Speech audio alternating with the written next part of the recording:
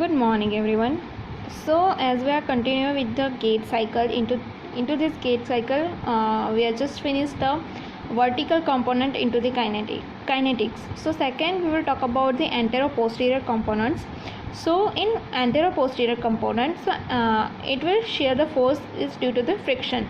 So, in anterior and posterior component, the shear force which is created it is due to the friction. Now it is again the F is equal to ma. Now this you might be know what is F and what is ma, that I already told you in last slide. Again I am going to tell you that F is equal to power, so body weight is equal to m into the gram. Okay, so next is antero-posterior. So what is the how the antero-posterior component graph will be seen. So this is about the anterior and posterior shear force. In this you can see this light red line or brown line, you can see, which is average line, and this pink line it is same as the vertical line that is average, and this blue line which is average or less than average line. So now friction is required to walk normally. First thing in this now anterior and posterior shear force which is due to the friction. So now this friction is required normally. And second, it is often an anterior spike at heel contact. So it is mainly often during the heel contact into the anterior, it is due to the anterior spike. So anterior spike is required when the heel is into the contact with the surface. Second, it is braking hump into the loading responses. So this is the braking hump, so which is known as the hump, this hump and this hump. This is the lower hump and this is the upper hump. So this braking hump is loading response. Last one is acceleration hump is pre-swing response. So this is the loading response, and this acceleration hump which is the pre-swing response. So now in horizontal plane, no gravity, only force is friction. So power of anterior and posterior is equal to ma anterior and posterior. Now acceleration is occurring, so जब acceleration होता है at that time it is positive, and with deceleration occurring it is negative. So this is about the anterior and posterior component. It is all about into the kinetics. So next is mediolateral component. So as you can see in these animated factors that it is lifting some heavy weight. So it is same like mediolateral components. So in this mediolateral components, these forces are small magnitude and are variable across individual. So in mediolateral component, the forces are into the small magnitude. So forces are small, but the variables which are more in compared to the other components. So this is about the mediolateral component. Second is center of pressure. So center of pressure means this point. So during heel strike, during foot flat, and during during mid stance, during toe off or heel off, where the center of pressure will be occur. So mainly the center of pressure of the foot on the supporting surfaces move along a path during gait and produce characteristic pattern. So as the center of pressure, we started walking, at that time the center of pressure of the foot which is only into the supporting which is always into the supporting surface. So as the supporting surface will move along with the path, so during the gait cycle, as the pattern of the center of pressure will be moved. So this is about the center of pressure. So next is center of pressure into the in barefoot walking. The center of pressure starting at the posterolateral edge of the heel. So when we are doing barefoot walking, so at that time, so this is some animation which is created by the animated. So in this you can see how the center pressure will be work. So first it is into the heel area. After that it will come into afterwards it will going upwards. Okay, So first it will going into the heel area, then forefoot, then it will going into the barefoot. So when we started walking from the barefoot, the center of pressure starts at the posterolateral edge of the heel.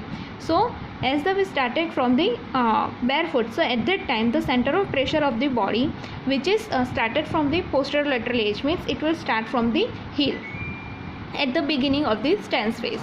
So this will occur at the beginning of the stance phase, and it will move in a nearly linear manner through the midfoot area. So as we started moving at that time, this stance or this heel this center of pressure will move nearly to the linear manner through the midfoot area. So first it will start from the heel area, then it will move into the midfoot area, then it will move towards the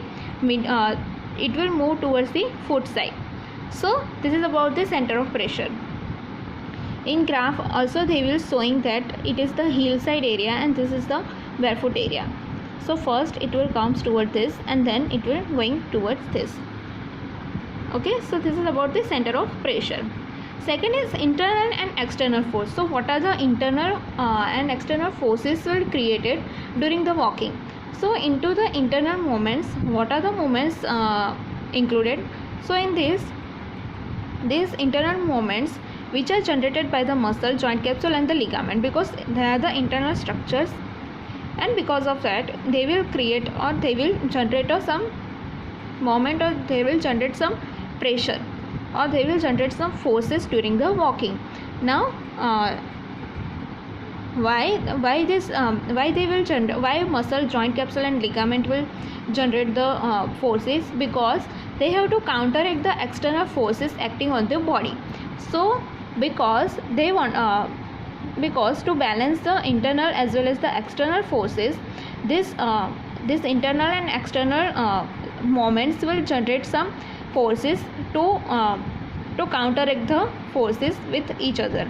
Now external forces such as ground reaction force, gravity and inertia produce the external moments. So what are the external forces? The ground reaction force, the gravity and the inertia. So they give some example, like when the weight is on the forefoot, so at that time, so when weight is into the forefoot in the late stance phase, so at that time internal ankle plantar flexors muscle will produce by the calf internal flexor plantar flexor movement, which is produced by the calf muscle. It will oppose the external dorsiflexion movement, which will caused by the ground reaction force. So for example, when the into the stance phase, when leg into the leg is into the forefoot position, and at that time the so the ankle into the plantar flexion position, at that time the plantar flexors muscle will produce the movement with the help of the calf muscle. Now this calf muscle will oppose the external dorsiflexion movement caused by the ground reaction force and other external forces that are tending due to the dorsiflexion of the foot. So this is the one example of the internal and external forces. So mainly this internal and external forces which are mainly create a moment for the counteract the external forces with each other. So next is 1 minute. So next is sagittal plane movement. So what are the sagittal plane moments occur? So in stance phase, the algebraic sum of the all internal moments acting at the hip, knee and ankle is a positive or extensor internal moment, which is known as the external internal moment also. Now Winter called this quantification of the total limb synergy a support moment, and he also found that external support moment to be consistent of for all walking speed for both normal individuals and person with disabilities. So sagittal movement, sagittal plane movement, which is always it should be a consistent for all the walking pattern, like all the walking speed for the normal individual also and for the person with disabilities also. So there are also some diagram for the joint position with the center of pressure. You can see into the Cynthia Norking book also. Next is sagittal plane moments that we will see to the next video. We will continue with the sagittal plane moments. Thank you.